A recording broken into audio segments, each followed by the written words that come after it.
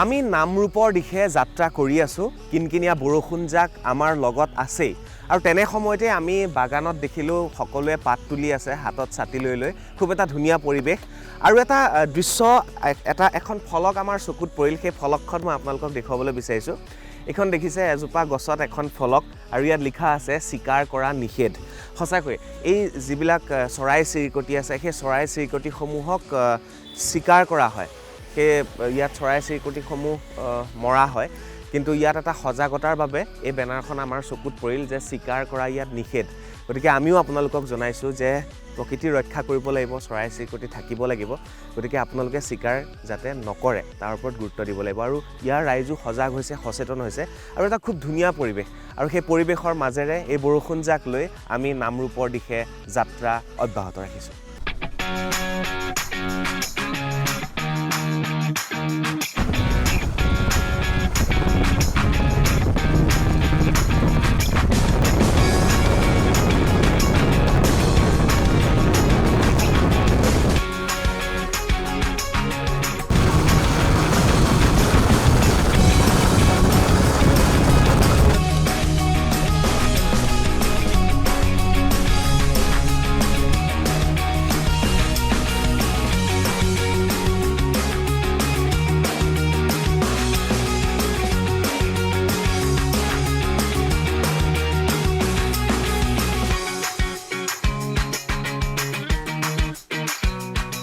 আৰু আপোনালোকে চাবলৈ আৰম্ভ কৰিছে গণসংযোগ আৰু আজিৰ গণসংযোগ আমি আৰম্ভ কৰিব বিচাৰিছো নামৰূপত আৰু এতিয়াও কিনকিনিয়া বৰষুণজাক আছে আৰু এই বৰষুণজাক লৈ আমি নামৰূপৰ ফালে যাবলৈ চেষ্টা কৰিম আৰু এই যিটো ঠিকনা দেখুৱাইছো মই এই ঠিকনাৰ পৰা যদি আপোনালোকে এফালে সোমাই যায় তেতিয়ালে এয়া হৈছে নামৰূপ এফালে যদি যায় তেতিয়ালে বৰহাট এইটো এটা খুব ব্যস্ত তিনিআলি আৰু এই ব্যস্ত তিনিআলিটোৰ পৰা আমি বাওঁ হাতেৰে যাব বিচাৰিম আৰু বাওঁ হাতেৰে গ'লে আমি নামৰূপ পামগৈ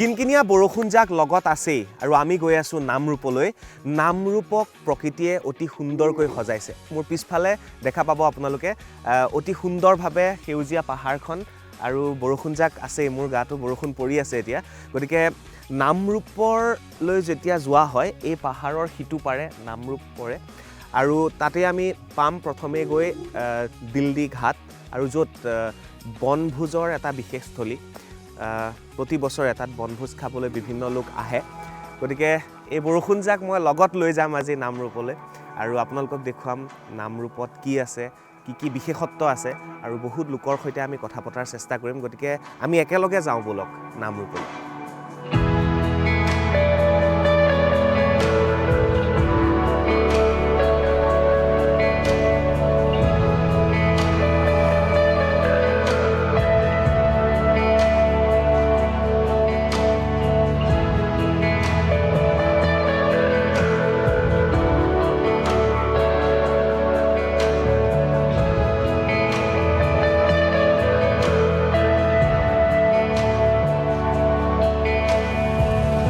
চৰাইদেউ জিলা আৰু ডিব্ৰুগড় জিলাক দ্বিখণ্ডিত কৰিছে দিল্লী ঘাটে আৰু বৰ্তমান মই দিল্লী ঘাটত উপস্থিত আছোঁ আৰু এই যিখন বেনাৰ এই বেনাৰখনলৈ দেখিলে আপোনালোকে গম পাব যে ডিব্ৰুগড় জিলালৈ স্বাগতম জনোৱা হৈছে আৰু বৰ্তমান মই দিল্লী ঘাটত আছোঁ এই কেমেৰাত চাওক আপোনালোকে এইটো হৈছে দিল্লী ঘাট আৰু ইয়াৰ পৰা মই সোমাই যাম ইটো পাৰে ডিব্ৰুগড় জিলালৈ আৰু মই আপোনালোকক লৈ যাম নামৰূপলৈ আৰু যদি দেখা পাওঁ বা দেখুৱাওঁ তেতিয়াহ'লে ইয়াত এটা শিৱ মন্দিৰ আছে যিটো শিৱ মন্দিৰেও এই চৰাইদেউ জিলা আৰু ডিব্ৰুগড় জিলাক দ্বিখণ্ডিত কৰিছে কেইবাটাও দৃশ্য দেখুৱাবলগীয়া আছে বলক আমি এই দিল্লী ঘাটেৰে উজাই যাওঁ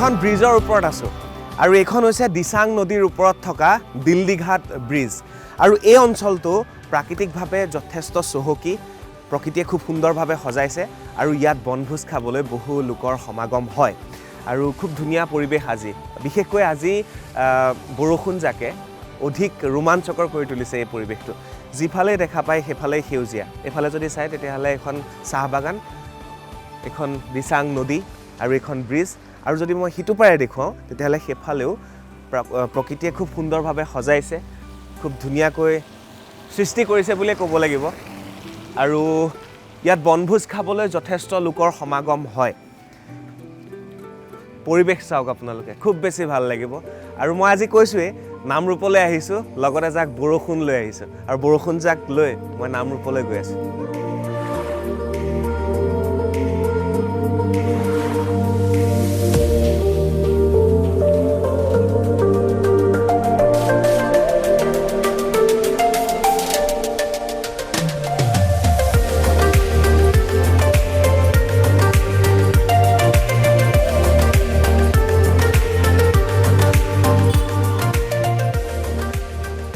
আহি নামৰূপত উপস্থিত হ'লোহি আৰু মই যেতিয়া আন দুটা অনুষ্ঠান কৰিছিলোঁ যেতিয়া মই শিমলুগুৰিত আছিলোঁ নাজিৰাত আছিলোঁ তেতিয়াও মই ধুদৰালিতে আছিলোঁ আৰু সেই ধুদৰালিৰ ফ'ল' কৰি আহি বৰ্তমান মই নামৰূপ পালোহি আৰু মোৰ সোঁ হাতেৰে যিটো ৰাস্তা আছে বা বাওঁ হাতেৰে যিটো ৰাস্তা আছে সেই ৰাস্তা যায় সোণাৰীলৈ মোৰ পিছফালৰ যিটো ৰাস্তা আছে এই ৰাস্তাৰে যায় জয়পুৰলৈ আৰু মোৰ সন্মুখেৰে যিটো ৰাস্তা আছে সেই ৰাস্তা যায় নামৰূপ ৰেল ষ্টেচনলৈ গতিকে এটা ব্যস্ত তিনিআলি এই ব্যস্ত তিনিআলিটোৰ কথাও মই আপোনালোকক ক'ব লাগিব আৰু মই কেইবাটাও স্থানলৈ যাম যিসমূহ স্থানৰ বিষয়ে মই আপোনালোকক ক'ম আৰু নামৰূপ কিহৰ বাবে বিখ্যাত এই বিষয়ে মই ক'ম আৰু মোৰ লগত কেইবাজনো আচলতে সাংবাদিক বন্ধু আছে সদৌ অসম ছাত্ৰ সন্থাৰ কেইবাগৰাকীও সদস্য আছে সকলোকে স্বাগতম জনাইছোঁ নামৰূপ বুলি ক'লেতো সাৰ কাৰখানা প্ৰথম আহে ইয়াৰ উপৰিও নামৰূপৰ এই ব্যস্ত তিনিআলিটোৰ বিষয়ে কওক কিমান ব্যস্ত হৈ থাকে সদায় এই নামৰূপৰ এই তিনিআলিটো হৃদপিণ্ডৰ দৰে ইয়াৰ পৰাই সম্পূৰ্ণ আপোনাৰ গাঁও অঞ্চলবোৰলৈ আৰু ইয়াৰ যিটো টাউন এৰিয়া আছে সেই গোটেই টাউন এৰিয়াৰ কমিউনিকেশ্যনটো ইয়াৰ পৰাই হয় গতিকে সম্পূৰ্ণভাৱে এটা ব্যস্ত তিনিআলি ওচৰতে ইয়াৰ ডেইলি বজাৰখন আছে ডেইলি বজাৰখনলৈ ইয়াৰ পৰাই মানুহ আহ যাহ কৰে আৰু তাৰ লগে লগে ইয়াত যিসমূহ আমাৰ মূল শিক্ষা অনুষ্ঠান আছে নামৰূপ হায়াৰ ছেকেণ্ডেৰীয়ে হওক BVFCL মডেল স্কুলেই হওক নামৰূপ কলেজলৈ হওক ইয়াৰ পৰাই সকলোৱে যাতায়াতৰ আৰম্ভণিটো কৰে গতিকে এইটো সম্পূৰ্ণ এটা ব্যস্ত বুলিয়ে ক'ব পাৰি আৰু ইয়াত আগৰ পৰাই এটা ঐতিহাসিক ইয়াত কথাও আছে ইয়াত আমাৰ ইয়াত যিমানবোৰ অসম আন্দোলনৰ সময়ৰ পৰা যিমানবোৰ সংগ্ৰাম হৈছে সম্পূৰ্ণ বৰ্তমান কা আন্দোলনলৈকে সম্পূৰ্ণ সংগ্ৰাম এই তিনিআলিতে হয় গতিকে এটা অতি গুৰুত্বপূৰ্ণ এই তিনিআলিটো আমাৰ বাবে আৰু যিখন বজাৰ আছে সেই বজাৰখনৰো এটা বিশেষত্ব আছে ইয়াত গাহৰিক লৈ বহুত কিবা কিবি হয় মোক সেই কথাখিনি কওক এই বজাৰ আমাৰ নামৰূপত মানে বিশেষভাৱে গাহৰিটো হয় আৰু এই বজাৰখনত সুকীয়াকৈ আগতে গাহৰিৰ এখন বজাৰেই আছিলে তাত গাহৰি বিক্ৰী কৰে এতিয়া ইয়াৰ আশে পাশে আপোনালোকে যদি যায় বিভিন্ন দোকান দেখিব দোকানসমূহত গাহৰি বিক্ৰী কৰে তাৰ লগে লগে বজাৰখনৰ মাজত কিছু দোকান দেখিব থলুৱা শাক পাচলি বিক্ৰী কৰে ধৰি লওক আপোনাৰ মেটেকাৰ পৰা কচুথুৰিৰ পৰা আদি কৰি সকলোবোৰ এই বজাৰখনত মানে আপোনালোকে বিচাৰিলে পাব নামৰূপৰ আটাইতকৈ যিটো আড্ডা হয় চাহৰ আড্ডাই হওক তামোলৰ আড্ডাই হওক পাণৰ আড্ডা সেইটো ক'ত হয় হয় নামৰূপৰ আমাৰ আটাইতকৈ যিটো চাহৰ জুতি মানে যিমান নামৰূপৰ ডেকাসকল আহি গোট খায় আচলতে আমাৰ ইয়াত শৰ্মা তিনিআলি বুলি ঠাই এডোখৰ আছে তাৰপিছত আমাৰ কানাই হোটেল কানাই হোটেল। কানাই হোটেল মানে নামটো ল'ব লাগিব। আমি যাম কানাই হোটেললৈ। কানাই হোটেলৰ চাহ ইয়াত মানে স্পেচিয়েল চাহ, গতিকে সন্ধিয়া সময়ৰ পৰা ৰাতিপুৱাৰ পৰা গধূলিলৈকে কানাই হোটেলৰ চাহ আমাৰ ইয়াত বিখ্যাত বুলি ক'ব লাগিব। গতিকে নামৰূপৰ এই তিনিআলিটো এটা ব্যস্ত তিনিআলি আৰু এই তিনিআলিটোৰ পৰা বহু আন্দোলনৰ সূত্ৰপাত হৈছে আৰু ইয়াতেই এটা কানেক্টিভিটি, এটা ঠিকনা নামৰূপৰ এই তিনিআলিটো সকলোৱে কৈছে। আৰু মই এইবাৰ আপোনালোকক লৈ যাব বিচাৰিম সেই বিশেষ চাহৰ দোকানখনলৈ, তালৈ যাম। সৌৰভ আছে মোৰ সৈতে, অকণমান আহক।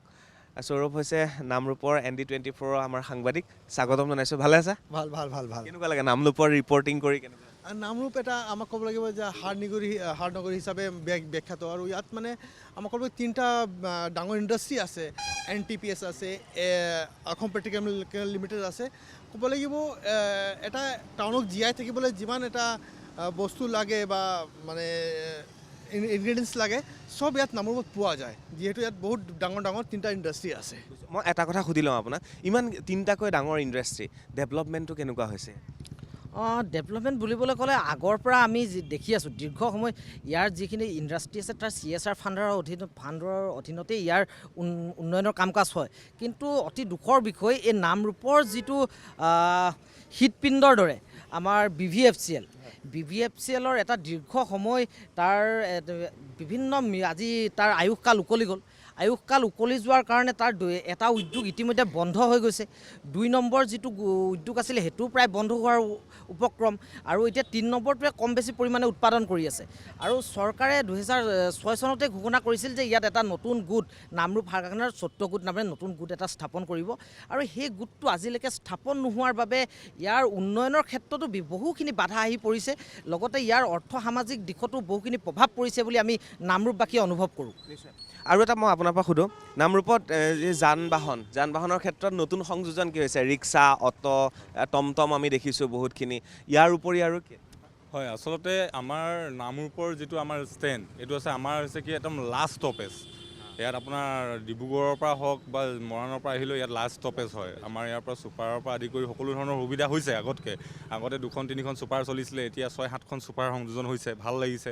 তাতে এতিয়া যিসকল টমটম আছে, টমটমসকলৰ থ্ৰুৱেদিও কিছুমানে উপকৃত হৈছে। যিবিলাক ৰিক্সাৰ কথা, ৰিক্সাখিনি ৰিক্সাও বহুত হৈছে। গতিকে কিন্তু এই আগতে যিসমূহ ৰিক্সা আছিলে ধৰি লওক, সেই ৰিক্সাবোৰ বন্ধ হ'ল, কিন্তু তাৰ সলনি এতিয়া টমটমৰ ব্যৱস্থা হ'ল, আৰু সেইকাৰণে সুবিধা হৈছে। আৰু নামৰূপৰ বিষয়ে মই আৰু কৈ যাম, নামৰূপৰ বিভিন্ন ঠিকনা থাকে, চাহৰ ঠিকনা, পাণৰ ঠিকনা, আড্ডাৰ স্থান, এই সকলোবিলাক মই আপোনালোকক জনাই যাম।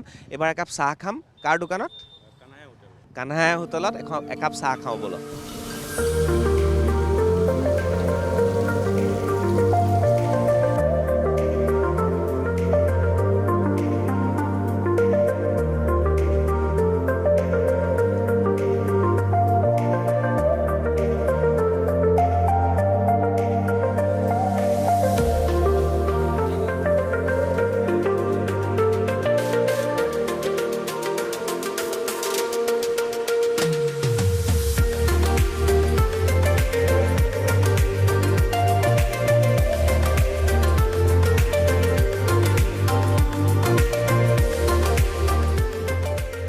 নামৰূপৰ সেই বিশেষ চাৰিআলিটোৰ পৰা এইবাৰ নামৰূপৰ এখন বিশেষ ঠিকনালৈ আহিছোঁ, সেইখন হৈছে কানহায়া সুইটছ।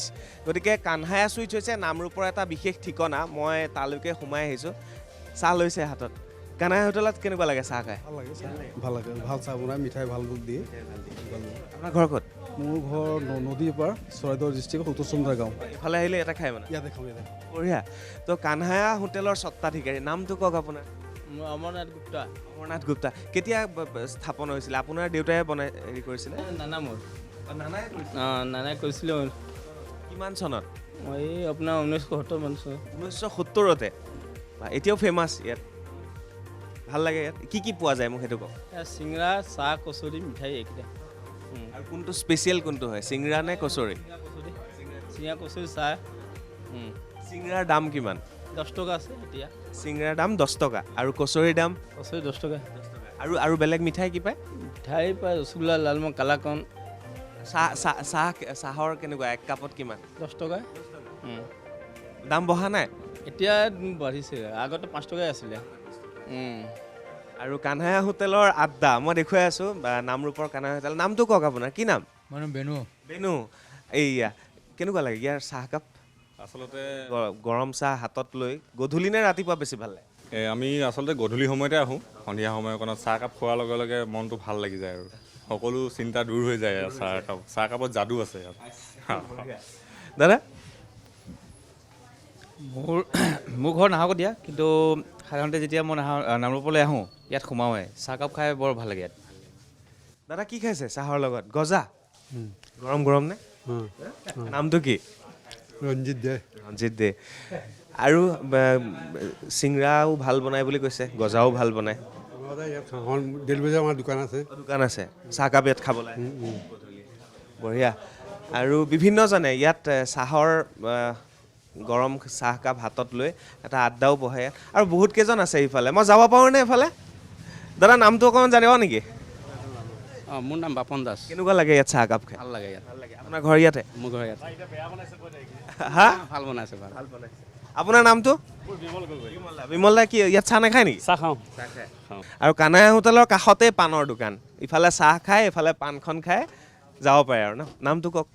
সঞ্জয় চাহ। যে পাণৰ দাম কেনেকৈ? মিঠাপতি জৰ্দাপতি? বাংলা জৰ্দা পাণ হ'লে 15 টকা, মিঠা হ'লে 20 টকা। আৰু 120 নে 160? কি কি থাকে নাজানো নহয়। 120 আছে, 160 হ'ব। চব 15 টকা।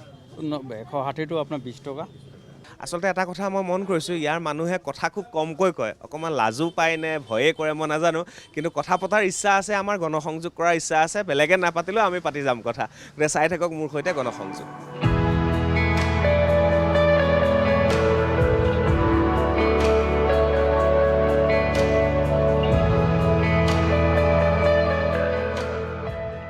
গুৱাহাটীৰ পৰা নামৰূপ পাওঁতে গধূলিয়েই হ'ল। বৰষুণ জাকেও যথেষ্ট বিধি পথালি দিলে আৰু সেয়েহে এটা বিশেষ অতিথিশালাত আমি নিশাটো পাৰ কৰিলোঁ।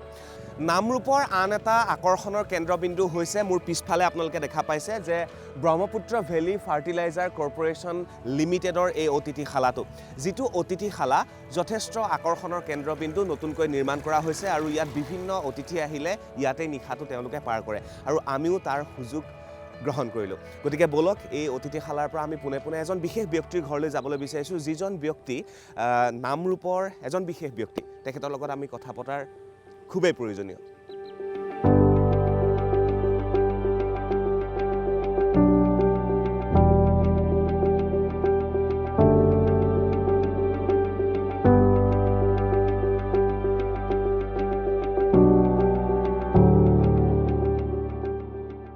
মই আপোনালোকক কৈছিলোঁ যে মই এজন বিশেষ ব্যক্তিক চিনাকি কৰাই দিম আৰু সেই ব্যক্তিজনৰ ঘৰত মই বৰ্তমান উপস্থিত হ'লোহি। ঘৰত নহয়, ঘৰত আমি চাহ খালোঁ আৰু এতিয়া তেওঁৰ ফাৰ্ম হাউচত আমি আহি উপস্থিত হৈছোঁহি। আৰু তেখেত আন কোনো নহয়, দীনেশ সোণোৱাল ককাইদেউ, আৰু আমাৰ সকলোৰে প্ৰিয় এগৰাকী সাংস্কৃতিক কৰ্মী, লগতে তেখেত এগৰাকী হৈছে উদ্যোগী। আৰু তেখেতৰ পৰা শিকিবলগীয়া এইখিনিয়ে আছে যে অসমীয়া যুৱক হিচাপে আমি সকলো কৰিব পাৰোঁ, যিখিনি কৰি দেখুৱাইছে দীনেশ সোণোৱাল ককাইদেৱে। ককাইদেউ স্বাগতম জনাইছোঁ আপোনাক। ভালে আছে? ভাল ভাল। আপোনাৰ পৰা সকলোতো খবৰ পায়ে থাকোঁ আমি সাংস্কৃতিক কৰ্মীসকলৰ লগতে। আৰু এটা কথা ক'ব লাগিব, যিসকল উঠি অহা কণ্ঠশিল্পী আছে তেওঁলোকক যথেষ্ট ছাপোৰ্ট কৰে, সহায় সহযোগিতা আগবঢ়ায় দীনেশ ককাইদেৱে। ককাইদেউ নামৰূপ বুলি ক'লে নামৰূপৰ আপোনাৰ এটা বিশেষ নাম আছে, য'তেই শুনো দীনেশ ককাইদেউ। ককাইদেউ কেতিয়াৰ পৰা আপোনাৰ এই যিখন আপোনাৰ নিজৰ সাম্ৰাজ্য আপুনি গঢ়িবলৈ আৰম্ভ কৰিছিল? এইটো প্ৰায় আজি 10 বছৰ বেছি হ'ল, 18-19 বছৰ মানেই হ'ল। তাৰমানে মোৰ কথা হ'ল কি, মানুহে ইচ্ছা কৰিলে, কষ্ট কৰিলে কৰিব পাৰে। সকলো বুলি নকওঁ, কিন্তু মানুহে নিজৰ ইচ্ছাৰ ভালেমানখিনি কাম পূৰণ কৰিবলৈ সক্ষম হয়। আমি খোজকাঢ়ি কথা পাতোঁ। আমি যদি আগবাঢ়িব বিচাৰোঁ তেতিয়াহ'লে ক'ব লাগিব, ইয়াত যিখন ফাৰ্ম হাউচ আছে ককাইদেউৰ, ইয়াত সকলোবিলাক বস্তু আছে। আপুনি যদি ইয়াত ফাৰ্নিচাৰ বনাব বিচাৰে তেতিয়াহ'লে ইয়াত ফাৰ্নিচাৰৰ বাবে কাঠৰ কাম কৰা হয়। ককাইদেউ এইখিনিও নিজে কৰে, আপোনাৰ ঘৰ বনাইছে, ইয়াৰ নিজৰ কাম? মোৰ মানে এটা ভাইটি আছে, সি মানে তাৰ ঘৰ হেৰিত শিলিগুৰি, সি থাকে ইয়াতে ভালেমান বছৰ হ'ল তাৰ। তো সি মানে সিহঁতি কাঠৰ কাম খুব ধুনীয়া কৰে। তো সি মোক ঘৰটো বনাওঁতে আহিছিলে। তাৰপাছত সি মোক ভাল পালে চাগে, দাদা বোলে মই ইয়াতে এনেকৈ বস্তু বনাওঁ আৰু সেই নকওঁ। সি এতিয়া বনাই থাকে, বস্তু বিক্ৰীও কৰে, বনাই। মোক অলপমান কেতিয়াবা হেল্প বিচাৰিলে ধৰি লওক মই কাঠ চাঠ কিনিবলৈ সহায় কৰি দিওঁ। সি এতিয়া নিজৰ ভাগে ব্যৱসায় কৰি আছে, খালি মই তাক এইবিলাক সুবিধাবিলাক দিছোঁ আৰু। মানে বহুতক স্বাৱলম্বিতাৰ বাটটো ককাইদেৱে দেখুৱাই দিয়ে। অকল বাটটো দেখুৱাই দিয়াই নহয়, তেওঁক আৰ্থিকভাৱে হওক বা আন যিকোনো ধৰণে হওক তেওঁক সহায় সহযোগিতা আগবঢ়ায়। মই ইয়াত গৰু থাকে, ইয়াত ছাগলী, গাহৰি সকলোবিলাক পোৱা যায়। আৰু এটা বিশেষ কথা যে গুৱাহাটীৰ পৰা যেতিয়াই আমি ইয়ালৈ আহোঁ, ককাইদেউক এটা ফোন কৰিলেই হ'ল বা আন শিল্পীসকলেও জানে যে থাকিবৰ কাৰণে কোনেও যাতে কষ্ট নাপায় তাৰ কাৰণে গেষ্ট হাউচ বনাই দিছে। ককাইদেউ, সকলোৰে বাবে গেষ্ট হাউচ। হয় হয়, এইটো মানে মোৰ বহুত ভাইটিবিলাক সেই গুৱাহাটীৰ পৰা আলহী, যিকোনো আলহী ধৰি লওক মোক ভাল পোৱা, মই তেখেতক আহিলে অকণো মানে অসুবিধা নোপোৱাকৈ তেওঁলোকৰ ইচ্ছামতে থাকিব পৰাকৈ হাই হুলস্থুল কৰি ফূৰ্তি কৰি থাকিব পৰা কাৰণে মই ইয়াত সেইটো কাৰণে মই 2টামান ৰুম ঠিক কৰিছোঁ মানে তেওঁলোকৰ কাৰণে। আৰু আগুৱাই যাওঁ, ইয়াত কেইটামান চৰাই আমি দেখা পাইছোঁ। সেইকেইটা ক'ৰ পৰা আনিছে ককাইদেউ? অলপ ময়ূৰ চৰাই নিচিনা, কি বুলি কয় সেইকেইটা? এইটো টাৰ্কি বুলি কয়। এই চৰাইকেইটা মই এই নামৰূপৰ এই ভতিজাটো আছে মোৰ, ভতিজাটোৱে এই নামৰূপৰ পৰাই আনিছিলে, কিন্তু তাক কোনোবাই আনি দিছিলে দূৰৰ পৰা। তো আগতে বহুত আছিলে, এতিয়া অলপ বেমাৰৰ কাৰণে মৰি গ'ল চাগে, আমি ইমান ভালকৈ নাজানো তেওঁলোকৰ খাদ্য বা সেইবিলাক। ককাইদেউ, আমি দেখা পাওঁ টাউন অঞ্চলত সকলোবিলাক সুবিধা পোৱা যায়, কিন্তু গাঁৱৰ ভিতৰত নামৰূপৰ এইখিনি গাঁওখনক কি বুলি কয় আপোনালোকে? আমাৰ চাক্য গাঁও বুলি কয়। আৰু নামৰূপখনে এখন সৰু আচলতে চহৰ, বহুত সৰু চহৰ। আৰু সেই চহৰৰ ভিতৰুৱা এখন গাঁৱত ককাইদেৱে যি ধুনীয়াকৈ আটোম টোকাৰিকৈ বস্তুখিনি সাজিছে, গঢ়িছে, আৰু সেইটো ক'বই লাগিব। ককাইদেউ, ইয়াত আমি চহৰমুখী নহয় গাঁওমুখী হৈ থাকিলেও কিন্তু আমি বহুত কৰিব পাৰোঁ। পাৰোঁ, নিশ্চয় পাৰোঁ। আমি মানে মানুহে কিছুমান ভুল ধাৰণা লৈ চহৰত গ'লেই যে মই হেৰি কৰিব পাৰিম সেই কথাটো নহয়। গাঁৱত থাকি তুমি বহুতখিনি কৰিব পাৰা, খালি তোমাৰ সদিচ্ছা লাগিব। যে তুমি অকণ ইচ্ছা নাথাকিলেতো নহ'ব, ইচ্ছাটো লাগিব, মনৰ ইচ্ছা লাগিব। আৰু সেইটো স্পৃহা মানুহৰ মানে সদায় সেইটো থাকিলে কাম কৰি যাব পাৰি আৰু। আমি এটা চাকৰি পোৱাৰ লগে লগে আমি ভাবোঁ আমাৰ জীৱন ছেটেল আৰু হৈ গ'ল আৰু আমাৰ, কিন্তু তাৰ উপৰিও আমি কিছুমান কাম কৰিব পাৰোঁ, যেনেকৈ দীনেশ ককাইদেৱে কৰিছে। ককাইদেউ, আপোনাৰ ইয়াত আপুনি কণ্ট্ৰেক্টৰ কামো আপুনি কৰে, আপোনাৰ নিজৰ ডাম্পাৰ, আপোনাৰ JCB সকলোবিলাক সুবিধা আছে? আছে, সেইখিনি আছে। তাৰপিছতে এতিয়া পিছত ল'ৰা ডাঙৰ হ'ল, ল'ৰাটোৱে বিজনেছবিলাক চায়। এতিয়া ইয়াত গাহৰিও এবাৰ মানে অলপ কম আছে, যোৱাবাৰ আছিলে ভালেমান 70-80টামান গাহৰি আছিলে, সেইখিনি বিকা হ'ল। এই মোৰ ছোৱালীজনী বিয়া কাৰণে অকণমান মানে এই বস্তুবোৰ চিজিলটো খেলি মেলি হৈ গ'ল মাজতে। সেই এতিয়া আকৌ নতুনকৈ সেইবিলাক বস্তু মুৰ্গী, গাহৰি ধৰি লওক এইটো আকৌ আনিছোঁ আমি। হয়, মানে আপুনি যিফালেই চকু দিয়ে সেইফালে হয় মুৰ্গীৰ ফাৰ্ম, নহয় গাহৰিৰ ফাৰ্ম, নহয় পুখুৰী, নহয় আন চৰাই, মুঠতে সম্পূৰ্ণ অঞ্চলটো। ককাইদেউ, কিমান মাটি আছে ইয়াত গোটেই আপোনাৰ এৰিয়াটোত? মোৰ পুখুৰী লগাই পেলাই প্ৰায় 30 বিঘা, অলপ বেছিয়ে হ'ব। মোৰ মানে পুখুৰী লগাই 30 বিঘা বেছি হ'ব। ককাইদেউৰ সপোন আছে আৰু ইতিমধ্যে কৰিছে। কেইবাগৰাকীও কণ্ঠশিল্পীৰ গীত, জনপ্ৰিয় গীতৰ আঁৰৰ ব্যক্তিজন দীনেশ ককাইদেউ, হয়নে ককাইদেউ? হয় হয়, আকাশ নিবিৰৰ কথা ক'ব লাগিব। আকাশ নিবিৰে বাৰু তেওঁক মানে গান 2টামান লিখি দিছোঁ, তেওঁ গাইছেও। তেওঁ ভালেমানকেইটা গান লিখি দিছোঁ মই। মানে প্ৰথমতে কিবা এপেক মই দেখালে বুলি এটা গান লিখিলোঁ, তাৰপাছতে মেকআপ লিখি দিলোঁ, তাৰপাছতে আৰু এইবাৰ এটা ওলাইছে হেৰি প্ৰশান্ত সাগৰ বুলি এটা বিহুগীত, ধুনীয়া, সকলোৱে চাইছে চাগে ইউটিউবত। তাৰপিছতে ইটো সিটো, তাৰপিছত নেক্সট অহা বছৰৰ কাৰণেও এইটো ৰেডি আছে। এতিয়া নকওঁ, এইটো ৰেডি আছে পুৰা গান। সঁচাকৈ ভাল লাগে ককাইদেউক যেতিয়াই লগ পাওঁ, হাঁহিমুখীয়া ব্যক্তিজন। আৰু মই আশা কৰিলোঁ যে নামৰূপ যিহেতু আহিছোঁ, ককাইদেউৰ লগত এবাৰ এটা আপোনালোককো চিনাকি কৰাই দিওঁ। আৰু গণসংযোগত ককাইদেউক নল'লে আচলতে আধৰুৱা হৈ ৰ'ব, আৰু সেইবাবে ককাইদেউৰ ঘৰলৈ আহিলোঁ, ফাৰ্ম হাউচটো দেখুৱালোঁ, আৰু যিটো সাংস্কৃতিক মন তেওঁৰ, সেই বিষয়ে আপোনালোকক ক'লোঁ। এগৰাকী উদ্যোগী, তেওঁ কাম কৰি যাব বিচাৰে আৰু কাম কৰি দেখুৱাইছে। ককাইদেউ, ইয়াৰ পৰা আমি যাওঁ, ঘৰলৈ যাওঁ, তাৰপিছতে আমি কেইবাটাও অনুষ্ঠান আছে তালৈও যাব লাগিব। গতিকে আহক, গণসংযোগ কৰি গৈ থাকোঁ, চাই থাকক মোৰ সৈতে গণসংযোগ।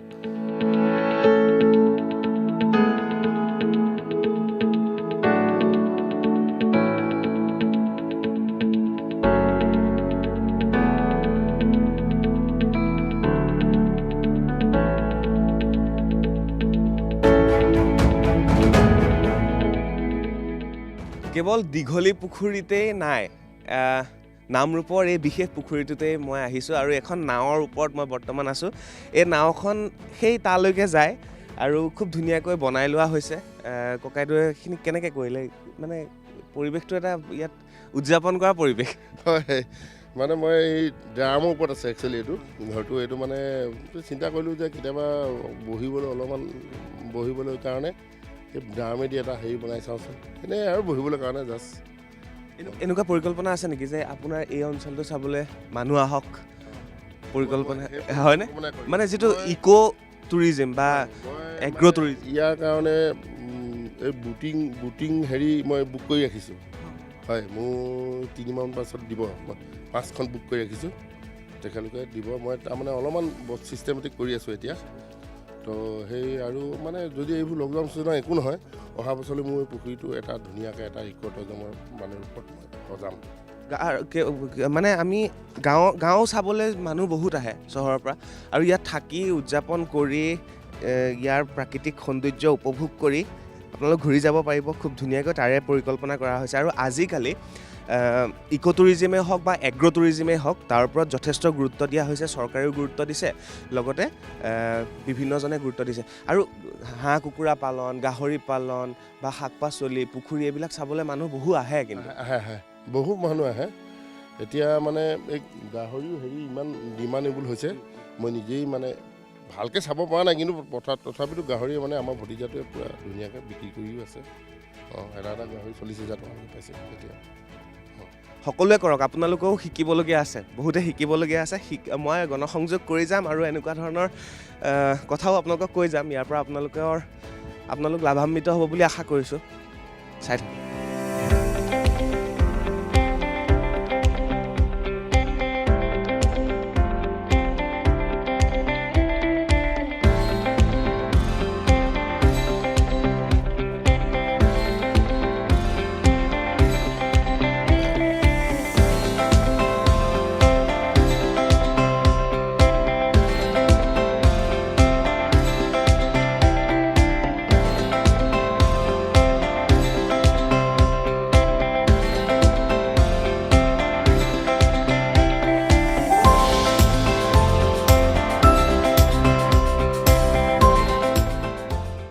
দীনেশ ককাইদেউৰ সৈতে আছোঁ আৰু দীনেশ ককাইদেউৰ ঘৰটোও মই দেখুৱাব বিচাৰিছোঁ। গাঁৱৰ মাজত এটা বিশাল অট্টালিকা। গতিকে ককাইদেউ, গাঁৱতো আমি কৰিব পাৰোঁ, অট্টালিকা আমিও বনাব পাৰোঁ, অকল চহৰমুখী হ'লে নহয়। মই মানে কি হ'ল, আৰু চহৰত কি হয়, এটা বস্তু ৰাস্তা হেৰিত ধূলি আৰু হেৰিটো বেছি হয়।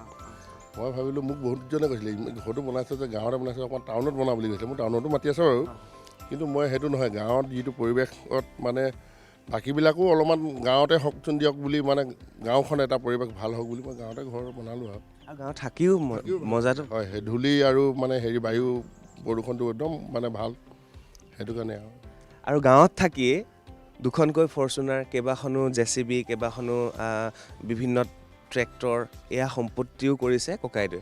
গতিকে সেইটোও ক'ব লাগিব। ককাইদেউ, মানে আমি এটা সৰু জেগাত, গাঁৱৰ অঞ্চলত এইখিনি কৰিব পাৰোঁ। আমি ক'ৰবাত মানে ভাবোঁ যে নহয়, আমাৰ হাতত নাই নেকি, আমি দুখীয়া নেকি, কিন্তু গাঁৱৰ মানুহ বেছি ধনীহে। কিন্তু ক'বলৈ মই তোমাক এটা কথা ক'লোঁ ভাইটি, সঁচাকৈ যদি মানুহৰ মই কিবা এটা মানুহে নিজৰ মনৰ কল্পনা কৰি ল'ব লাগে, তাৰপাছতে সেইভাগে আগুৱাই যাব লাগে, একদম মানে এদিন হ'লেও ছাকচেছ হ'বই। মই কৈছোঁ নহয়, মোক কিন্তু যিকোনো জেগাত দি দিলে মই কিন্তু সেই অঞ্চলৰ ধনী মানুহকেইজনক খুব সোনকালে লগ পাই যাম। মোৰ সেইটো মানে এটা আছে। অশেষ ধন্যবাদ জ্ঞাপন কৰিলোঁ ককাইদেউ, এইখিনি আপুনি সময় দিলে ইমান ব্যস্ততাৰ। তোমালোকৰ চেনেললৈ অশেষ ধন্যবাদ মোৰ ঘৰত অহাৰ বাবে, একদম মানে বিশেষকৈ তোমাক আৰু তোমাৰ টীমক বহুত বহুত ধন্যবাদ জ্ঞাপন কৰিছোঁ। আৰু মোৰ বিশ্বাস যে আমি নোৱাৰা কাম একো নাই। ককাইদেউ এজন উদাহৰণ, আৰু গণসংযোগত ককাইদেউক মই সেইবাবেই আজি আমন্ত্ৰণ কৰিলোঁ আৰু তেওঁৰ ঘৰলৈ আহিলোঁ।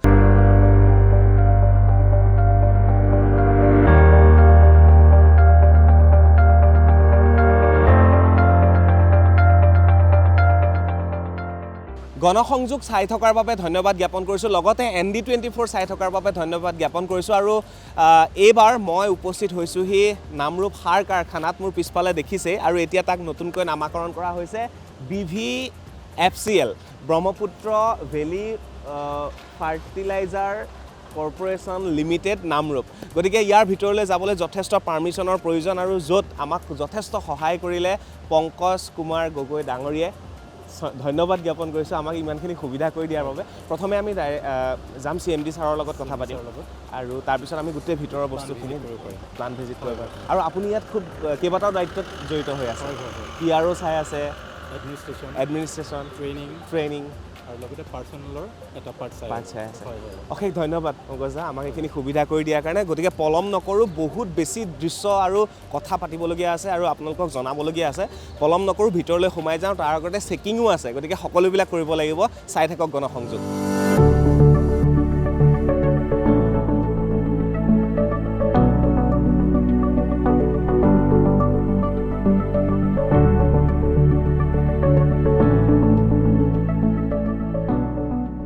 এটা সময়ত কিতাপত পঢ়িছিলোঁ যে নামৰূপৰ সাৰ কাৰখানা আহিবলৈ যথেষ্ট ইচ্ছা আছিল আৰু সুযোগ বুজি সুবিধা বুজি আজি আহি আমি উপস্থিত হ'লোহি সেই সাৰ কাৰখানাত। আৰু এতিয়া যদি মই কওঁ তেনেহ'লে ক'ব লাগিব যে Brahmaputra valley fertilizer corporation limited আৰু তাৰেই CMD শিৱ প্ৰসাদ মহান্তি ছাৰ আমাৰ লগত উপস্থিত আছে। প্ৰথমে স্বাগতম জনাইছোঁ sir. Most welcome to our show. और जानना चाहते हैं सर, जब इसका नाम चेंज हो गया तो ब्रह्मपुत्र वैली फर्टिलाइजर, उसके बाद बहुत यहाँ पे ये डेवलपमेंट हुआ। मैं बहुत लोगों के साथ बात किया यहाँ पे, और उस लोगों ने बोला कि आपके बारे में बहुत अच्छा बोला। तो आपसे जानना चाहते हैं सर, ये 6 महीने के अंदर कितना डेवलपमेंट हुआ, क्या क्या हुआ सर? देखिए, मैं जब यहाँ 6 महीना पहले अक्टूबर 1 तारीख को आया था जी, तो एक सुनसान जगह था। एक मतलब ऐसा लग रहा था कि एक डूबा हुआ फैक्ट्री है जो कि 40% प्रोडक्शन में चल रहा था। तो मेरे लिए बहुत बड़ा चैलेंज था कि इस फैक्ट्री का भी प्रोडक्शन को बढ़ाना है, प्लस मेरा जो एम्प्लॉइज़ है, उनका फैमिली है, उनको एक लाइफ लाइन देना है। क्योंकि मैं पहले देखा कि अगर मैं मेरा एम्प्लॉइज़ को डिमांड करता हूँ कि आके ऑफिस में अपना 24 घंटा दे, तो मेरा भी आज ये CMD ये रिस्पॉन्सिबिलिटी बनता है कि उनका फैमिली का भी देखभाल करना चाहिए। अगर वो नहीं होगा तो फिर मेरा कोई अधिकार नहीं बनता है कि मेरा एम्प्लॉइज से वो डिमांड करने के लिए। तो मैंने इसीलिए पहला देखा कि कोई रिक्रिएशन का जगह नहीं है। शाम को पूछा लोगों को क्या करते हैं, बोलते सर कुछ नहीं, घर जाते हैं, सो जाते हैं आराम से।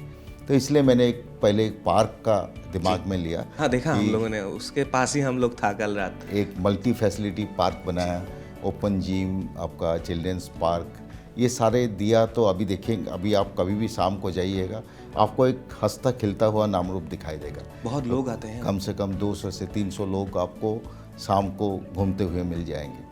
तो इसका साथ साथ हमने वो भी किया कि हमारा फैक्ट्री जो 40% में चल रहा था, आज वो 80% में चल रहा है। तो पिछले 6 महीने से हम लोग 1,70,000 टन यूरिया बनाया, जो कि नॉर्थ ईस्ट में दिया, पूरा सारा आसाम में दिया। और वो 1,70,000 टन हम एक ही प्लांट से निकाला। जबकि आप अगर इसका हिस्ट्री उठा के देखेंगे, हमने 2 प्लांट मिला के 1,59,000 तक निकाला था। जो कि अभी आज सिर्फ एक ही प्लांट से हम 1,70,000 टन निकाले हैं। और इसी साल का 22-23 का टारगेट लिए हैं 2,70,000 टन। तो 2,70,000 टन आ जाएगा तो आसाम में मेरे ख्याल से दूसरा कोई कंपनी का यूरिया लाने का ज़रूरत ही नहीं पड़ेगा। तो ये एक हुआ। प्लस हमने तीसरा भी, हम यहाँ का मुख्यमंत्री को भी हम धन्यवाद देना चाहेंगे। मेरा आने का 3 महीने का अंदर वो इधर विजिट किए थे। मेरे को दिल्ली में बोले थे कि मोहंती जी मैं आके आपका हॉस्पिटल देखूंगा। मेरे को वो पूछे थे क्या चाहिए, मैं बोला सर हॉस्पिटल को थोड़ा ठीक कर दीजिए, क्योंकि नामरूप वासी कोई भी कुछ भी होता है दुलियाजान या डिब्रूगढ़ जाना पड़ता है। तो उन्होंने बोला ठीक है, क्या चाहिए, मैं बोला अराउंड 3-3.5 करोड़ खर्चा होगा। बोले चलिए, हमने दिया और हम इसको कर देते हैं। तो उन्होंने आके बोल के गए थे। अभी उन्होंने हाल ही में फर्स्ट फेज में 2 करोड़ रुपया रिलीज़ किया है जी। तो हमने हॉस्पिटल को भी मल्टी स्पेशलिटी हॉस्पिटल बना रहे हैं, ताकि हमारा यहाँ का कोई आदमी को कोई इमरजेंसी में बाहर नहीं जाना पड़े। ये 2 चीज़ पहला हमने किया। हमारा गेस्ट हाउस को भी हमने उसी तरह से रिनोवेट अच्छा किया। लगा वहाँ पे रह के। तो एक्चुअली था कि कोई भी आता है BVFCL को देखने के लिए, तो पहला इंप्रेशन उसका गेस्ट हाउस से आता है। डेफिनेटली, कि वो देखेगा, उसी से ही वो अंदाज़ा लगा देगा कि इस कंपनी में जान है या नहीं है, अंदर क्या है। तो इसीलिए मेरे को ये एक चैलेंज था कि गेस्ट हाउस को ठीक करना, ताकि गेस्ट हाउस में जो रहेगा वो कंपनी के बारे में एक इम्प्रेस। आपने रुका होगा कल, आपको भी लगा होगा कि गेस्ट हाउस में चेंजेस आया है। और आगे चल के हमने काफ़ी ये ले रहे हैं, नया प्लांट बना रहे हैं सिंगल सुपर फॉस्फेट करके, क्योंकि ये कंपनी सिर्फ यूरिया बनाती है, लेकिन आपका नॉर्थ ईस्ट में टी गार्डन्स में आप देखेंगे सिंगल सुपर फॉस्फेट करके फॉस्फेटिक फर्टिलाइजर का बहुत स्कैरसिटी है। तो 6 लाख टन का मार्केट है यहाँ, सिर्फ लोकली एक कंपनी बनाता है 30-40 हज़ार टन, बाकी सारा जो है बाहर से आता है। तो हम BBFCL में वो प्लांट अभी लगा रहे हैं जो कि अगला 1 साल का अंदर आ जाएगा। तो उससे फिर इस एरिया को हम सिर्फ यूरिया बनाने वाला कंपनी नहीं रहेंगे, हम फॉस्फेट भी देंगे इस मार्केट को और डिफरेंट टाइप ऑफ फर्टिलाइजर ला के हम ये करेंगे। सर क्या जादू किया आपने, ये 6 महीने में इतना डेवलपमेंट आया, इतने साल पहले नहीं आया था, क्या जादू किया, क्या मैजिक था वो? जादू कुछ नहीं था, एक ही चीज़ था कि लोगों का अंदर एक पॉजिटिविटी लाना मेरा ड्यूटी था। तो पॉजिटिविटी अपने आप ही ड्राइव कर देता है। तो पहले क्या था, पहले लोगों का अंदर एक फैक्ट्री सबड्यूड कंडीशन में चलने का कारण लोगों में आपस में एक निराशाजनक परिस्थिति था यहाँ पे। तो कोई एक दूसरे से बात नहीं करना, मिलना नहीं, हर चीज़ जो है। तो हम उस माहौल से अपना एम्प्लॉयज़ को बाहर निकाल के एक पॉजिटिविटी का रास्ता दिखाया, टीम वर्क बनाया। उनको लगा कि हाँ, रात की 12 बजे अगर हम हमारा CMD को चाहेंगे तो हमारा साथ आके खड़ा होगा। तो यही मेन था। सर हम लोग जब हमारा करिकुलम में था, हम लोग जब क्लास 5-6 में पढ़ता था, तभी हमको ये पाठ्यपुथी में ये था, ये नामरूप का ये फर्टिलाइजर का नाम था। तो तब से हम लोग का इच्छा था कि यहाँ पे आऊँगा कभी, तो अभी आके अच्छा लगा, बहुत अच्छा लगा। और हॉस्पिटल के बारे में मैं बताना चाहता हूँ कि ये हॉस्पिटल बहुत पुराना है, तो यहाँ से तो हर लोग गुवाहाटी जाना पड़ता है। यहाँ पे सब कुछ फैसिलिटी अभी है नहीं, यही है कि यहाँ का OT है, सब कुछ है, लेकिन सारा डिफंक्ट पड़ा हुआ है। तो हम अभी नया ECG मशीन, एक्सरे मशीन सारा नए ला रहे हैं। हॉस्पिटल को भी पूरा रिनोवेट करके अभी 60 हमने सुपर स्पेशलिटी बेड लाया, और सारे डोनेशन से, मतलब ऐसा नहीं कि हमने कोई कंपनी का पैसे से खरीदा। मेरा जितना बिजनेस पार्टनर से, डीलर से, सबको बोला कि ऐसा है, आप लोग इतने दिन से BBFCL से तो बहुत कुछ तरक्की किया, अब BBFCL को आप क्या दे सकते हैं? बोले सर आप सिर्फ बोलिए कि क्या चाहिए। तो हमने बोला कि बस ठीक है, आप अपना माता हो, पिता हो, किसी का नाम नहीं, एक बेड दे दीजिए। आप यकीन नहीं करेंगे, मैं 60 बेड का हॉस्पिटल है, मेरा पास आज 76 बेड्स अवेलेबल है। तो लोग BBFCL को प्यार करते हैं, यही शो करता है कि BBFCL को उसका डीलर हो, फार्मर हो, सारे प्यार करते हैं। वो प्यार को आपको भी लेना चाहिए जी। तो वो माध्यम में बन गया कि उनसे जो है वो लेके BBFCL को बना रहे हैं। जी जी जी। BBFCL तो हम लोग का हार्ट में है। नहीं, नामरूप मतलब BBFCL आपका हार्ट में है, नामरूप वासियों का हार्ट में है, और असम का हार्ट में है, मैं देखा। क्योंकि ये एक इमोशनल इशू है BBFCL को लेके। बात सही है कि जब यहाँ पे असम में नया गैस डिस्कवरी हुआ था, तब गैस को जलाना पड़ता था। उस टाइम पे अगर ये फर्टिलाइजर प्लांट नहीं आता तो शायद कितना नेचुरल रिसोर्सेज बर्बाद हो जाता। आज उस टाइम पे सरकार ने डिसीजन लिया, एक सार कारखाना बनाया, और आज आपको जानकर गर्व होगा कि देश में सबसे सस्ता दाम में यूरिया BBFCL बनाती है। सारा आप अगर पूरा इंडस्ट्री का एवरेज लेंगे, जैसे कि 23 से 26 हज़ार रुपया पर टन का कॉस्टिंग आता है, जो कि BBFCL का 16 हज़ार रुपया में बनता है। तो और जो यूरिया हमारा देश में कमी है, वो जब इंपोर्ट होता है, आज की तारीख में इंपोर्ट कॉस्ट 60 से 70 हज़ार रुपया यूरिया का है। तो कितना फॉरेन एक्सचेंज ये कंपनी अगर 1 टन भी एक्स्ट्रा बनाता है, उतना फॉरेन एक्सचेंज देश का बचा देता है। रप्तानी कौन कौन देश में होता है या राज्य में होता है? देखिए यहाँ पे एक्चुअली इंडिया का जो स्थिति है, इंडिया का स्थिति है कि यूरिया में हम लोग अभी तक सेल्फ सफिशिएंट बने नहीं। तो हमें जो है, हमें अभी भी 350 लाख टन का यूरिया चाहिए, जिसमें से हम 240 लाख टन यूरिया बनाते हैं देश में। असम में तो हो जाता है असम में तो हम फुल सफिशिएंट दे रहे हैं। जो भी प्रोडक्शन कर रहे हैं असम में ही दे रहे हैं। जी जी। तो लेकिन अभी देने का बाद भी अभी करीबन 1-1.5 लाख टन हमारा इफ्को देता है, बाहर से आता है, और आपका NFL देता है उसका हिसाब से। तो अभी हम लोग का रप्तानी के लिए हमारा पास उतना सफिशिएंट स्टॉक अभी बना नहीं है देश में। फिर भी हम लोगों को नियर बाई, जैसा अभी 1600 टन का मिला है भूटान देने के लिए, और अभी नेपाल के लिए हम कोशिश कर रहे हैं कि नेपाल में भी 1.5 लाख टन यूरिया का ज़रूरत है। तो कुछ कुछ हम यहाँ से अपना फैक्ट्री से एक्सपोर्ट करना चाहते हैं। सर अप्रॉक्स रेवेन्यू कितना जनरेट होता है सर?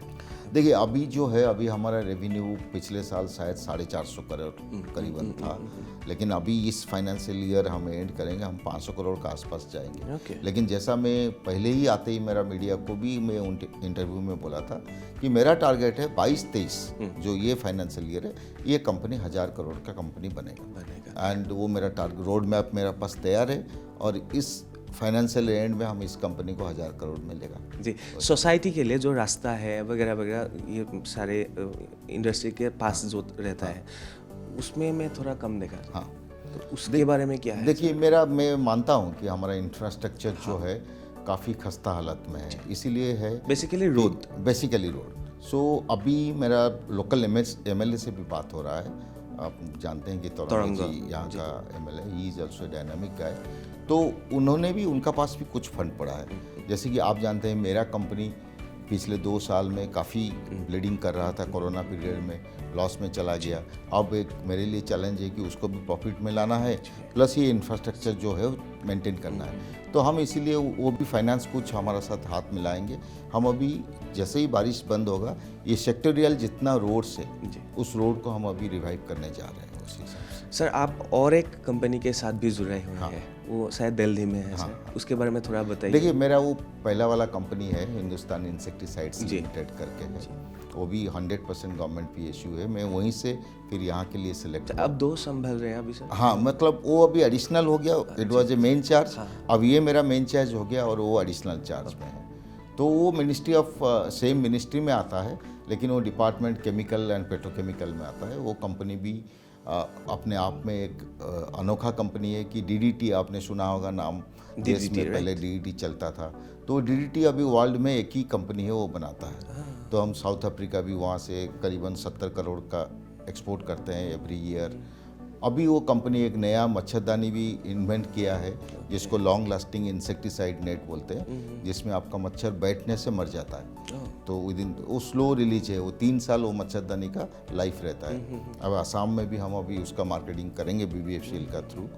और बाकी देखा जाए तो कंपनी अपना लाइन में वो अपना सेल्फ सफिशिएंट है और पिछले करीबन 12-14 साल से प्रॉफिट में है। ओके, असम में कैसा लग रहा है अभी सर? 6 महीना हुआ आपका, अब फैमिली के बारे में थोड़ा जानना चाहते हैं? नहीं, मेरे को अच्छा लगता है। मैं फ्रैंकली बोलूँ तो मैं कभी अपने आप को यहाँ आके कोई डिफरेंट स्टेट से आया हूँ करके कभी फील नहीं किया। और यहाँ जो वार्मथ है लोगों में और यहाँ जो अपनापन है उसको मैं भी फील किया। हाँ, उसको फील करने के लिए मैं एक ही चीज़ देखा, मेरे को बाहर निकलना पड़ा है। और वो हर एक इंसान का साथ होता है। जब तक आप बाहर नहीं निकलते हैं, आप दूसरे को जज नहीं कर पाएंगे और उसका वार्मथ फील नहीं कर पाएंगे। लोगों के साथ मिलना पड़ेगा, मिलना जुलना आपको करना पड़ेगा, जो कि अभी हो रहा है और अभी मेरे ख्याल से आगे भी होता रहेगा। क्योंकि मेरा को अगर आप देखेंगे, इवन दिल्ली सर्कल में सभी से पूछेंगे, मैं थोड़ा सोशलाइज ज़्यादा हूँ लोगों से। मैंने पूछ लिया सर। मिलना जुलना पसंद है सभी का साथ, एक ही साथ रहना। तो इसी हिसाब से मेरे को बहुत ही अच्छा लग रहा है। और एक चीज़ है कि मैं एक मिशन लेके आया हूँ। मेरे को 3 साल में कुछ यहाँ पे करके इस कंपनी को टर्न अराउंड करके जाना है, ताकि मैं भी फील करूँ जब भी रिटायरमेंट होगा 2025 में, तब फील होगा कि मैं बहुत कुछ करके आया हूँ। अभी भी 2-3 साल है। ये 25 तक आप यहाँ पर रहिए और इसमें ग्रोथ आनी लाइए, ये कामना करते हैं। मैं ये यहाँ पे फर्टिलाइजर का थोड़ा सैंपल है, वो दिखा सकते हैं सर? ये जैसा थोड़ा आगे आ जाता हम ये बनाते हैं जी। इसको क्या बोलते हैं सर? नीम कोटेड यूरिया। ये किस में? ये हमारा यहाँ पे बनता है। ओके, ये देखिए, ये जो है, ओके, ये जो प्लांट में बोल रहा था, हम अभी नया प्लांट बनाने जा रहे हैं जी। ये प्रोडक्ट का, ये अभी क्या कर रहे हैं, हम दूसरे कंपनी से ला रहे हैं, लाके यहाँ मार्केटिंग कर रहे हैं। तो हम अभी खुद का प्लांट लगाएंगे। जी जी जी। BBFCL का मुक्ता ब्रांड में ये अभी बाजार में मिलेगा। सर, ये कौन सी? ये टी गार्डन में लगता है। नहीं, टी गार्डन जनरल क्रॉप्स में भी लगता है। ओके। तो उसी हिसाब से ये जैसा आप देख रहे हैं, ये आपका जो है ये रॉक फॉस्फेट है। ये भी टी गार्डन में जो है, ज़्यादातर टी गार्डन में यूज होता है। पोटास जो है वो जनरल क्रॉप है, सभी क्रॉप में लगता है, पैडी, वेजिटेबल, सभी चीज़ में। जी जी। तो ये अभी तक क्या है, हम IPL से लेते थे जी। लेकिन हम आपको अभी मैं एक गुड न्यूज़ देता हूँ कि हमें पारादीप पोर्ट जो उड़ीसा में है वो BBFCL को इस साल अलॉटमेंट हुआ है for import of fertilizer. Okay तो गवर्नमेंट कुछ जो यूरिया इंपोर्ट करेगा वो हमें हैंडल करने के लिए मौका मिलेगा। तो उसी पोर्ट में हम ये DAP लाएंगे, ये पोटास भी इंपोर्ट करेंगे और सारे मुक्ता ब्रांड में हम पूरा आसाम नॉर्थ ईस्ट में अवेलेबल। ये ब्रांडिंग होगा, ब्रांडिंग मुक्ता हमारा ब्रांड। जो मुक्ता यूरिया है जी, जी, जी। वैसा मुक्ता DAP बनेगा, मुक्ता MOP रहेगा।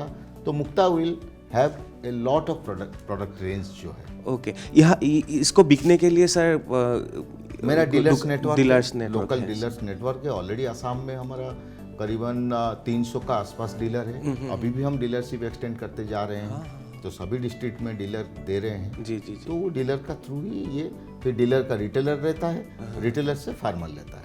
ये चैनल है। ओके ओके, हम डीलर को देते हैं, डीलर रिटेलर को बेचता है, रिटेलर जो गांव में बैठता है उसका पास आके किसान लेके जाता है। सर मेरा लास्ट क्वेश्चन ये है कि सर बहुत लोग चाहते हैं कि आजकल जो ग्रीन प्रोडक्ट है, जो सब्जी घर में उगाना चाहते हैं, गोबर सार यूज करना चाहते हैं सर, तो उसके बारे में उसी में आप जब भी जाएंगे, पता नहीं ये लोग आपका प्लांट विजिट किए हैं कि नहीं किए हैं।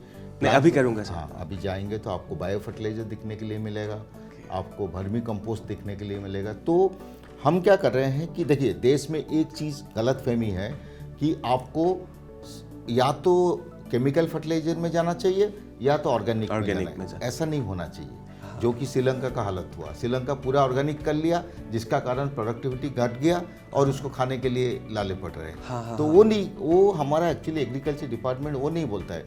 वो बोलता है कि ऑर्गेनिक फर्टिलाइजर अप्लाई करना चाहिए। ये जो केमिकल फर्टिलाइजर का जो बैड इफेक्ट है सॉइल का ऊपर, उसको नलीफाई करेगा ऑर्गेनिक फर्टिलाइजर। राइट। तो इसीलिए गवर्नमेंट ऑफ इंडिया भी बोल रहा है कि जैसा 6 बैग यूरिया आप बेचेंगे तो 1 बैग सिटी कंपोस्ट आपको बेचना चाहिए, ताकि वो जो है सॉइल का हेल्थ जो है वो मेंटेन करके रखेगा, प्रॉपर्ली बैलेंसिंग हो जाएगा। तो जो केमिकल रिएक्शन सॉइल में होने का वजह से सॉइल एसिडिक हो जाता है, जैसे आपका शरीर में अगर एसिड ज़्यादा फैल जाएगा, आपका हार्ट खराब हो जाएगा, किडनी खराब हो जाएगा। तो उसी तरह से सॉइल भी एक लाइफ है, उसका अंदर जब ये एसिड फैल जाता है ये केमिकल का वजह से, तो उसको नलीफाई करने के लिए आपको ऑर्गेनिक बायो फर्टिलाइजर चाहिए ही चाहिए। उसमें ये प्रोडक्शन में बढ़ाना पड़ेगा। हाँ। और साथ में हेल्थ का भी इशू। अभी आपका ये जो पिछले हम लोग जब भी से मेरे ख्याल से 2006-7 से हम लोग बायो फर्टिलाइजर में थे। इस साल ये 6 महीने का अंदर हम लोग सबसे हाईएस्ट बायो फर्टिलाइजर प्रोडक्शन निकाला, सबसे हाईएस्ट वर्मी कंपोस्ट प्रोडक्शन निकाला, और आगे चल के हम इसको जो है पूरा का पूरा असम में कोने कोने में आप देखिएगा मुक्ता BBFCL का बायो फर्टिलाइजर रहेगा। Thank you so much sir, इतना टाइम आपने हम लोग को दिया, इसके लिए बहुत बहुत धन्यवाद। Thank you so much. আৰু এইবাৰ আমি যাব বিচাৰিছোঁ এই যিটো সাৰ কাৰখানাৰ ভিতৰে বাহিৰে মই সকলো দেখুৱাবলৈ চেষ্টা কৰিম আপোনালোকক, কেনেকৈ সাৰ প্ৰস্তুত কৰা হয় আৰু কোন কোন ব্যক্তি ইয়াত জড়িত হৈ থাকে। গতিকে এই অনুষ্ঠান চাই থাকক, কাৰণ মই আছোঁ নামৰূপ সাৰ কাৰখানাত আৰু মই আপোনালোকক প্ৰতিটো দৃশ্য দেখুৱাবলৈ চেষ্টা কৰিম গণসংযোগত।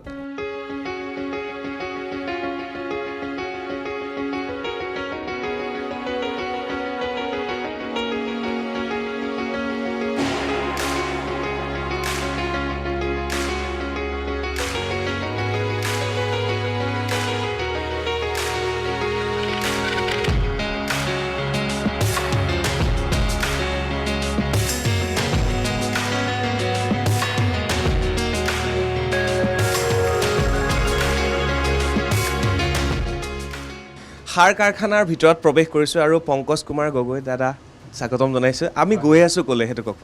আমি এতিয়া আমাৰ যিটো পিলিং টাৱাৰ আছে, পিলিং টাৱাৰ একেবাৰে উচ্চতালৈ গৈ আছোঁ, এটা ওপৰত। এবাৰ খুব ধুনীয়া ভিউ, ইয়াৰ পৰা আমি গোটেই নামৰূপখন ধুনীয়াকৈ দেখি পাম। আৰু আপোনালোকে ইউৰিয়াটো একদম ফিনিচিংটো কেনেকৈ হয়, কেনেকৈ প্ৰিল কৰা হয়, এই গোটেই ছিষ্টেমটো ইয়াত দেখিবলৈ পাব আপোনালোকে। দাদা আপোনাৰ ইউৰিয়া যেটো হচ্ছে আপনাৰ মল্টেন ইউৰিয়া কয়, যে মল্টেন ইউৰিয়াটো পিলিং টাওয়াৰে পৰা আপনার হয় স্প্রে হয়।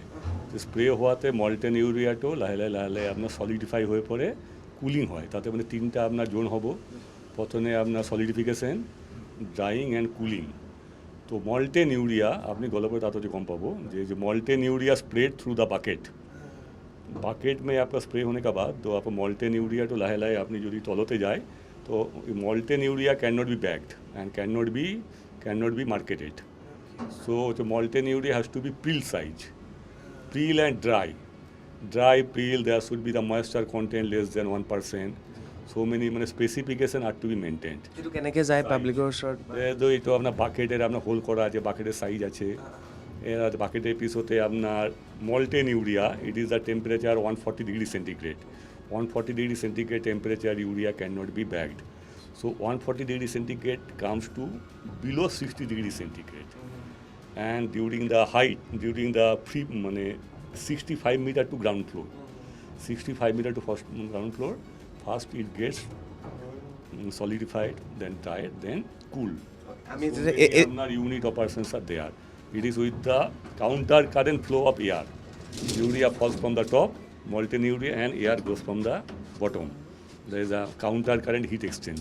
বলক আমি ভিতৰত ইয়াৰ ৰৈ গ'ল নেকি এবাৰ সময় লাগে অকণমান বহুত ওখ এইটো পিলিং টাৱাৰ বুলি কয় পিলিং টাৱাৰ তো আমি সাৰ কাৰখানাৰ পিলিং টাৱাৰত গৈ আছোঁ আৰু গৈ আমি একেবাৰে টপৰ পৰা আপোনালোকক দেখুৱাম ইয়াৰ পৰা কেনেকৈ কি হয় Height is 65 meter. 65 65 meter rear height, and the peeling tower ka height है 87 meter. Total peeling tower height. So 65 meter you can say that 22-story building.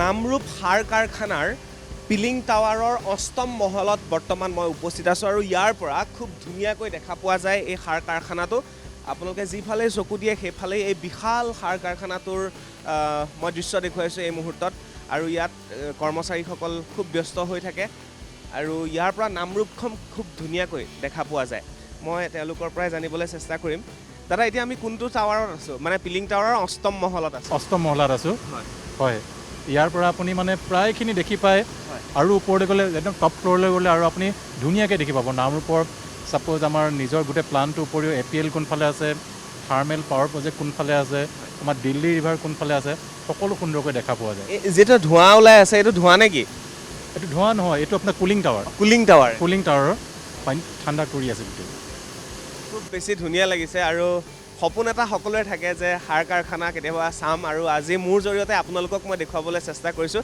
আৰু এইটো চাইডে কি আছে ইয়াত যেটো তিনিটা প্লান্ট আছিল নহয় জানো তিনিটা প্লান্ট আছে এইটো হৈছে মেইনলি আপোনাৰ চাইলো যেতিয়া আমাৰ ইউৰিয়াবোৰ বেগিং নহয় আমি ইয়াতে ষ্ট'ৰ কৰি থওঁ ইয়াত ইউৰিয়া ষ্ট'ৰ কৰি থোৱা আছে ভিতৰত এতিয়াও আছে এতিয়া আমি ষ্টকটো চেক কৰিব লাগিব যদি আছে আপোনালোকে গ'লে দেখা পাব গোটেই ইয়াৰ পৰা আকৌ ৰিবেগিং কৰা হয় মানে আপোনালোকে ইউৰিয়া শাক পাচলি যিসকলে ব্যৱহাৰ কৰে ইয়াৰ পৰাই সেইবিলাক প্ৰস্তুত হয় আৰু ইয়াৰ পৰাই বজাৰলৈ যায় আৰু বজাৰৰ পৰা আপোনালোকৰ ঘৰলৈ যায় আপোনালোকৰ মাটিডৰা উবৰ কৰি তোলে গতিকে ইয়াতে এইবিলাক প্ৰস্তুত কৰা হয় মই খুব চিম্পল ভাষাৰে মই আপোনালোকক বুজাই দিবলৈ চেষ্টা কৰিছোঁ আৰু এইটো ইউৰিয়া ইয়াৰ পিছত আৰু প্লান আমি নেক্সট আপোনালোকে এইটোতো আপোনাৰ ইউৰিয়া প্লান দেখিলে আপুনি বেগিং প্লানটো চাব পাৰে য'ত আমাৰ ইউৰিয়াবোৰ কেনেকৈ বেগ কৰা হয় কেনেকৈ পেকিং কৰা হয় তাতে আপোনাৰ লোডিং আনলোডিং কেনেকৈ হয় গোটেই আপুনি প্ৰক্ৰিয়াটো দেখিবলৈ পাব আমি নেক্সট তালৈ যাব পাৰিম আৰু দাদা মোৰ লগত আছে আপোনালোকতো সদায় উঠা নমা কৰি থাকে ইয়াত অকণমান ভয় লাগে কিন্তু ইমান বেছি ওপৰত প্ৰায় 22 মহলীয়া এটা বিল্ডিঙৰ ওপৰত আছোঁ নিচিনা অনুভৱ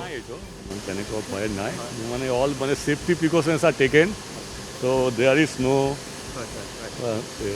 ন' fear all safety precautions are taken আপোনাৰ ইয়াত কিমান বছৰ হ'ল আমাৰ মই একচুৱেলি আপোনাৰ জইন কৰিছোঁ 91 নৱেম্বৰ তো ইয়াতে মই আহিছোঁ 2003 তো মই HFC FCI গ্ৰুপতে আছোঁ নামৰূপতে আই এম ফ্ৰম 2003 এতিয়া ইয়াত এই সাৰ কাৰখানাত কিমান এমপ্লয়ী আছে total employee actually 400 actually personal department 410 মান আছে এতিয়া 400 প্লাছ গতিকে ইয়াত বেছি সময় নকৰোঁ আমি চেষ্টা কৰিম নৱম মহললৈ যোৱাৰ আৰু যদিহে পাৰোঁ নৱম মহললৈ যাম আৰু যদি নোৱাৰোঁ তেতিয়াহ'লে আন বহুত দৃশ্য মই দেখুৱাবলগীয়া আছে তালৈ মই আপোনালোকক লৈ যাম চাই থাকক গণসংযোগ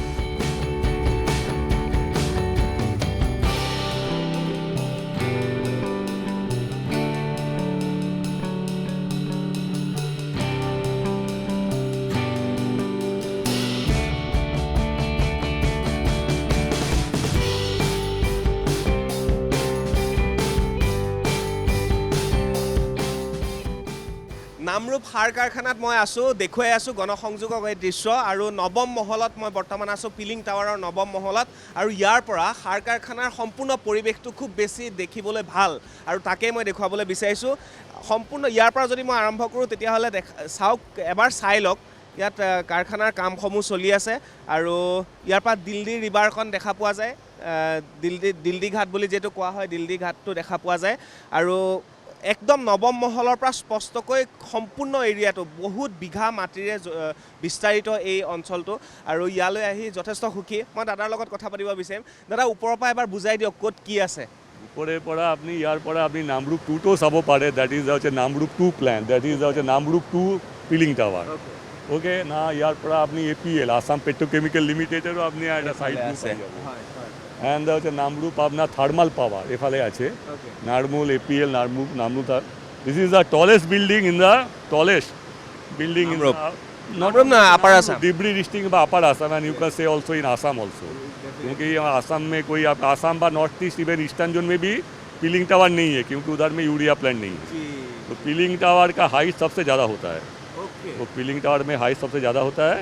तो यार पड़ा अपनी साबो पारे, दैट इज अपना यार पड़ा अपनी water treatment plant. Water treatment प्लांटे अपना रिभार वाटर जो टार्बिडली থাকে, फ्रॉम द रिभार वाटर বা रॉ वाटर वी से, from the raw water we can produce, that is the process water. Process water is used for the plant purpose. That is the cooling water, and different cooler. And one more thing, the sanitary water, that is the drinking water purpose. That also is prepared from the river water. So from the river water, we produce two types of water. One is called the process water, and one is called the sanitary water, or the drinking purpose. The sanitary water is supplied to the township. And that the process water we call it. Process water is used in the boiler for producing steam, and in the process also there are so many cooler is there. Cooler में heat exchanger के कारण लगे, so that is the year. And from here also you can see the ammonia plant also. That is called the ammonia photosphere. If I like that is called the ammonia photosphere. That is the this is called the ammonia photosphere. And that is अपना compressor house, আছে না যে set দিয়ে আছে যেটা compressor house, and this is the compressor house এর ভিতরে যে কনক্রিট বিল্ডিং আছে, কনক্রিট বিল্ডিং উইল গো দেয়ার, আমি জানতাম ये तो হচ্ছে এই জানা কনক্রিট, এটা হচ্ছে হটোস্পিয়ারের যে পিছফালে আছে আপনার যে অ্যাসবেস্টাস সাইজ না, দ্যাট ইজ দ্য কম্প্রেসার হাউস, তার মানে বহুত ডাঙৰ ডাঙৰ কম্প্ৰেসাৰ আছে। মুঠতে যিসমূহ এই প্লাণ্টৰ পৰা বহু সাৰ প্ৰডিউচ কৰা হয় আৰু যিসকল বিজ্ঞানৰ ছাত্ৰ ছাত্ৰী বা যিসকলে ইয়াৰ ওপৰত অধ্যয়ন আছে তেওঁলোকে গম পাব। মই ইমান বেছি ডিটেইলছ আপোনালোকক বুজাবলৈ নাযাওঁ, মাত্ৰ মই ইয়াত পৰিৱেশটো আপোনালোকক দেখুৱাই দিবলৈ বিচাৰিছোঁ। আৰু সম্পূৰ্ণ পৰিৱেশটো যদি দেখা পোৱা যায়, আৰু পিলিং টাৱাৰ হৈছে সম্পূৰ্ণ নৰ্থ ইষ্টৰ আটাইতকৈ ওখ বিল্ডিংটো, সেই বিল্ডিঙৰ ওপৰত মই উপস্থিত আছোঁ। মই দাদা আপোনাৰ পৰা এটা বস্তু জানি ল'ব বিচাৰিছোঁ, আপুনি আহক, আপোনাৰ লগত কথাই পতা নাই। যিহেতু আমাৰ নেচাৰেল গেছটোৰ পৰা আমাৰ এই বস্তুখিনি প্ৰস্তুত কৰা হয়, গতিকে নেচাৰেল গেছটো আপোনালোকে বেলেগৰ পৰা আনিব লাগে, তো সেই বস্তুটো মই অকণ সেই বস্তুখিনি বুজাই দিওঁ। তাৰমানে নেচাৰেল গেছটো আহে আমাৰ কি কয় দুলীয়াজানৰ পৰা, আৰু সি ইয়াত সোমাই তাৰপিছত আমি তাক ব্ৰেক কৰোঁ, ব্ৰেক কৰাৰ ফলত তাৰপৰা আমি লগত তাত হাইড্ৰজেন আছে আৰু কাৰ্বন, ব্ৰেক কৰিলে কাৰ্বন আৰু হাইড্ৰজেন, তাৰপিছত যেতিয়া নাইট্ৰজেন এয়াৰৰ পৰা আমি নাইট্ৰজেন লওঁ, এয়াৰ ভৰাই দিওঁ, সেই নাইট্ৰজেনটো আৰু হাইড্ৰজেনটো লগ লাগি পেলাই এমনিয়া হয়, আৰু কাৰ্বন আৰু অক্সিজেনটো লগ লাগি কাৰ্বন ডাই অক্সাইড হয়। চ' দুইটা বস্তু আমি আনি পেলাই ইয়াত ৰিয়েক্টৰত ভৰাই দিওঁ। চ' সেই প্ৰচেছটোৱে মানে এমনিয়াও আহে, CO2 আহে, আমি ইয়াত ৰিয়েক্টৰত ভৰাই ফাৰ্ডাৰ প্ৰচেছিং কৰিলে ইউৰিয়ালৈ কনভাৰ্ট হয়। বুজিছোঁ। আৰু এটা কথা ক'ব লাগিব যে আমি কিছুমান দেখা পাওঁ নহয়, কিছুমান গেছ জ্বলি থাকে, সেইবিলাক গেছ ৱেষ্টেজ হৈ যায়, আৰু সেই গেছবিলাককে ইয়ালৈ লৈ আহি পেলাই ইয়াৰ পৰা সাৰ প্ৰস্তুত কৰা হয় আৰু বিভিন্ন ধৰণৰ সাৰসমূহ প্ৰস্তুত কৰা হয়। আৰু সেই যিবিলাক গেছ পুৰি পেলোৱা হয়, সেই পুৰি পেলোৱা গেছবিলাক কোনো কাৰণত ব্যৱহাৰ হোৱা নাছিল এটা সময়ত, আৰু যেতিয়াৰ পৰা এই সাৰ কাৰখানাৰ নিৰ্মাণ প্ৰস্তুত হ'ল, তেতিয়াৰ পৰা সেইখিনি আমি প্ৰডাক্টিভিটি কাম কৰিবলৈ আৰম্ভ কৰিলোঁ। হয়, চমু ভাষাৰে সেইখিনিয়ে, মই ইমান বেছি আপোনালোকক বুজাই ক'ব নোৱাৰিম, কিন্তু যেতিয়া আপোনালোক আহিব, বুজিব, পঢ়িব, শুনিব, চাব, আৰু যিসকলে অধ্যয়ন কৰিব তেওঁলোকে নিশ্চয় গম পাব। গতিকে ইয়াৰ পৰা মই তললৈ যাওঁ আৰু কেইবাটাও কাৰখানা আছে তাতো দেখুৱাবলৈ মই চেষ্টা কৰিম। গতিকে চাই থাকক মোৰ সৈতে গণসংযোগ, খুব এটা সুন্দৰ অনুষ্ঠান।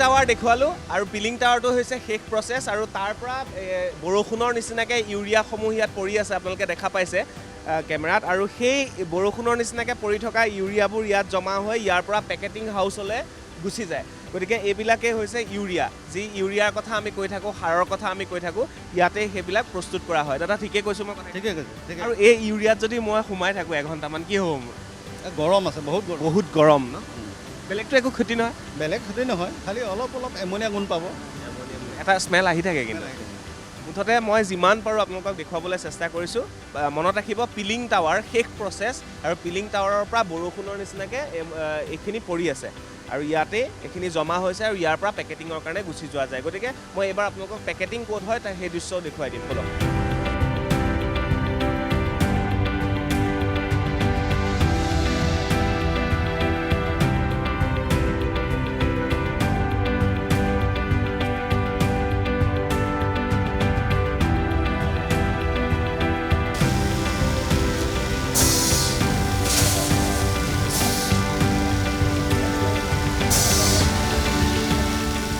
নামৰূপ সাৰ কাৰখানাত আছোঁ গম পাইছে আপোনালোকে সকলোবিলাক দৃশ্য দেখুৱালোঁ মই কেনেকৈ প্ৰস্তুত কৰা হয় সাৰ বা ইউৰিয়া আৰু ইয়াত কেনেকৈ পেকেটিং কৰা হয় 45 কেজি ওজনৰ বেগ ইয়াত পেকেটিং কৰা হৈছে আৰু এই পেকেটেই গুচি যায় বজাৰে গতিকে মই দেখুৱাইছোঁ ইয়াৰ ওপৰতেই যিটো 45 কেজিৰ যিটো ওজন সেই ওজন তাতেই হৈ যায় আৰু তাৰ পৰা আহি ইয়াত বেগত সোমাই যায় আৰু এনেধৰণে গুচি যায় আৰু তাত চিলাই কৰা হয় সেই দৃশ্যও দেখুৱাইছোঁ মই অকণমান বুজাই দিয়ক এয়া আমাৰ ইয়াত এতিয়া বেগিং চলি আছে বেগিং ষ্টিচিং একেলগে চলি আছে ইয়াত আমি প্ৰত্যেকটো ইউৰিয়া বেগত 45 কেজি থাকে 45 কেজি তো এই আপোনালোকে দেখিছেই সুন্দৰভাৱে গৈ আছে ইয়াতে পিলিং ইউৰিয়াত আপোনালোকে অলপ আগতে য'ত ইউৰিয়া ফিট গৈছিলে তাৰ পৰা কনভেয়াৰ বেল্টৰ থ্ৰুৱেদি ইয়াত আহি এই বেগিং চলি আছে বাংকার দিয়ে বাংকার আছে না এটো আপনার বাংকারে আহে তো বাংকার দিয়ে এটা মানে ফিলার মেশিন কয় ফিলার মেশিনে ব্যাগগুলো আপনার ফিলিং হয়ে আছে ফিলার মেশিনে ফিলিংয়ের পিছু দিস ইজ সিটিং মেশিন এই তো আপনার হয়ে গেল না একবারে আপনার 40 মানে 5 কেজি তো 45 কেজি হল কি না এই তো মানে চেক করার কারণে মাঝে মাঝে আমার লোকে এই তো আছে না এই দিয়ে আপনার চেক করা হয় মাঝে করে থকা মানে যে ক্রস চেকিং বয় এই মেশিন তো ঠিকঠাক মানে কাম করছে কি না automatic machine may be wrong sometime তো এই তো মাঝে মাঝে আপনার ক্রস চেকিং করা হয়েছে 45 কেজি হয়েছে কি না তো এই তো হবই 45 কেজি প্লাস মাইনাস অলপ মানে আৰু ইয়াৰ ব্ৰেণ্ডটো মই দেখুৱাইছোঁ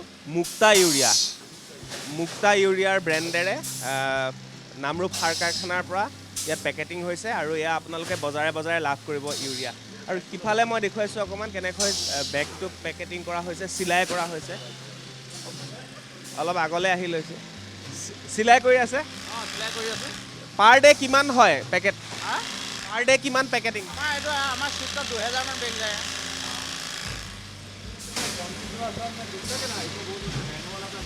হয় আপনাৰ দুটা আপনাৰ গ্ৰুপ থাকে হ্যাঁ তো আমাৰ এতিয়া জেনাৰেলি প্ৰোডাকশন 700 এনেকুৱা হয় তো 700 টন এক ব্যাগে আপনার 45 কেজি তো আপনি ধরো 22 ইন্টু 700 মোটামুটি মানে 14,000 প্লাস ব্যাগ হয় এভরিডে 14,000 ব্যাগ আৰু ইয়াত বেছি সময় ৰৈ থাকিব নোৱাৰি আৰু মই এদিনীয়া মানুহ আৰু মোৰ অকণমান উশাহত প্ৰব্লেমেই হৈছে যি নহওক এয়া কাম চলি আছে মই দৃশ্যসমূহ দেখুৱালোঁ আৰু এনেধৰণেই মই আকৌ কৈছোঁ যে এটা আৱেগ জড়িত হৈ আছে এই নামৰূপ সাৰ কাৰখানাৰ লগত সমগ্ৰ অসমবাসীৰ নামৰূপবাসীৰ আৰু তাতেই মই আহিলোঁ গণসংযোগ কৰিবৰ কাৰণে আপোনালোকক কিছু দৃশ্য দেখুওৱাৰ চেষ্টা কৰিলোঁ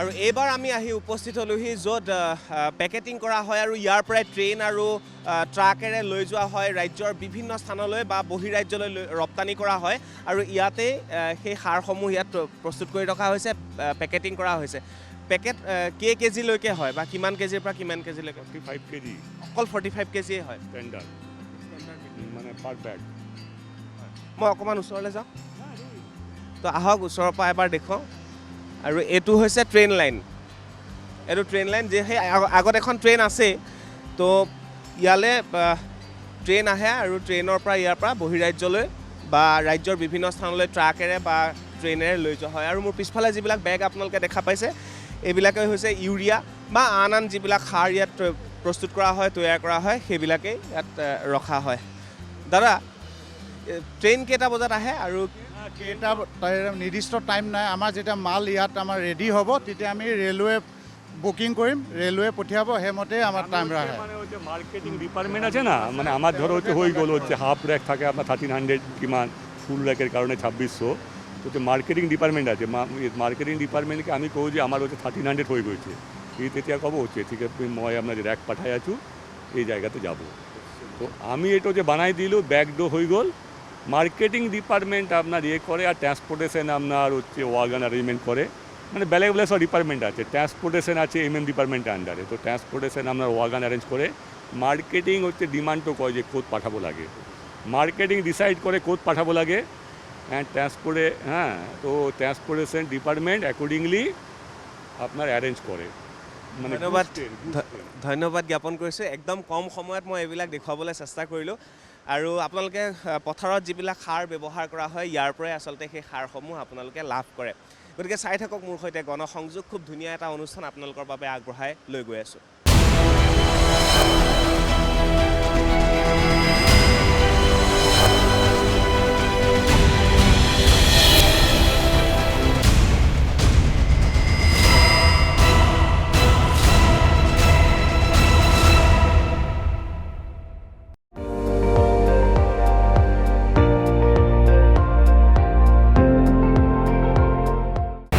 আপুনি চাই আছে ND24, সৰ্বশ্ৰেষ্ঠ নহয় সৰ্বোত্তমৰ দৌৰত।